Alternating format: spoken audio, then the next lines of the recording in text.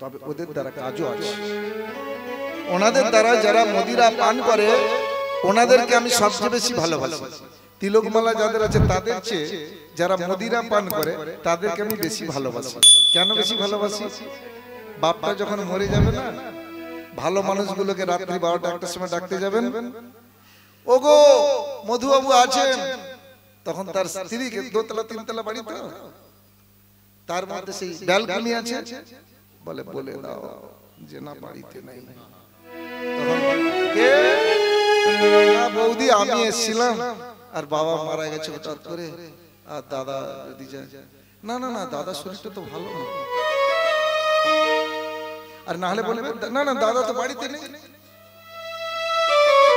কিন্তু মদিরা পান করে খড়ের ছাউনি বাঁশের খুঁটি সেখানে দুয়ারে গোড়াচ্ছে গামছা পরে, ও পোচা বাবু কি রে? না বাবা, আরে তুই আমার কাছে তো আগে আসবি, গামছা ফামছা পরে কোথায় গিয়ে আমি তারাই নিয়ে গিয়ে কাদের দাম আছে কারা ভালো। তাহলে এদেরকে এরা কি ঘৃণ্য? এরাই সমাজে প্রণম্য। বলো রাধে রাধে। লোকে যা বলছে বলুক, তাতে কি বা আসে যায়? ওরাই রাতের ভ্রমর হয়ে নিশি পদ্মের মধু যে খায়। খারাপ কথা বললাম? গরিব লোকেরা যায় না। তাহলে কে ভদ্র কে অভদ্র? তাই আমি ওনাদেরকে বেশি ভালোবাসি। কারণ আমি যখন চেম্বারে আসি না, আগে বেশি তো ব্যস্ত ছিলাম, ওই বোন জানবে 12টা 1টা 2টোর সময় আসতাম। ওই এলাকাতে আমার একদম চষে বেড়াতাম। এখন নিজেকে একটু সাইড হয়ে গেছি এই কর্মের জন্য। তো ভালো মানুষ শুনছো ওনারা, ওরা কি করে 2টা 2:30টা পর্যন্ত বাঁধে, নিমতলে বাঁধে বসে বসে ওই লিখছে ওই লিখছে। যা ও ডাক্তারবাবু, আরে কোথায় গেছিলেন রাত্রিতে? এত রাত্রে কোথায় গেছিলেন? চলো চলো চলো আপনাকে পৌঁছে দিই। আরে না বাবা চলো, না না বলে ব্যাগটা হাত থেকে নিয়ে নেবে, চলুন চলুন বলে ব্যাগটা নিয়ে টর্চ জ্বেলে জ্বেলে একবারে ঘর পর্যন্ত দিয়েছি। ঘরে এসে আমার স্ত্রীকে ডেকে ভালো করে কোপার দিন, চোখটা আমার ভিজে যায়। এদের কি প্রেম, কি ভালোবাসা! সত্য কথা, ভালো মানুষকে যদি যারা ভদ্র মুখোশ করা ভদ্র তাদেরকে যদি বলি যে দিয়ে আসবে, না না আমার হবে না, আমি কি করে যাব। আমার ক্ষেত্রে এরকম শতাধিক ঘটনা ঘটেছে। ভালো মানুষরা কেউ পাশে আসে না, তারাই এসেছে। তাই কাউকে নিন্দে করবেন না, কাউকে নিন্দে করবেন না।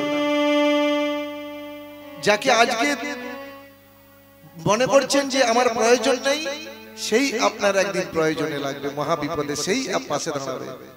আমার পাড়া একটা মিটিং হয়েছিল, আমি মিটিং মিছিলে কম যাই, কিন্তু সম্মান করে আমার পাড়ার লোক। বলছে কাকা আজকে কিন্তু একটু থাকবে।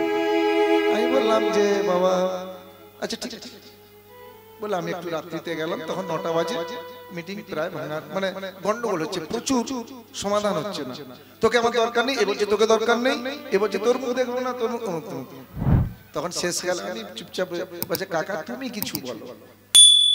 আমি বললাম তোরা যে কথাগুলো বলছিস না, সে কথাগুলো আমি ঠিক মিলাতে পারছি। তোরা বলছিস না ওকে দরকার নেই, তাকে দরকার নেই, ওকে বলছে দরকার নেই, কিন্তু আমি জানি আমাকে তোদের না সবাইকে আমার দরকার। একটা কথাতেই সমস্ত সমাধান হয়ে গেল, চুপ হয়ে গেল। এ কথা বলতে নাই, কাউকে আমার প্রয়োজন নাই, আমি কারো জায়গায় পা দেব না, আমার যা আছে অনেক আছে, আমি কাউকে ডরাইনি। এটা অহংকারের কথা। ভগবান সব সহ্য করতে পারে, কিন্তু অহংকারী এই জীবনেই তোমার চূর্ণ করে দেবে। শুধু সময়ের অপেক্ষা। বলে চুপ থেকো, চুপ থাকার একটা গুণ আছে, তুমি চুপ থেকো।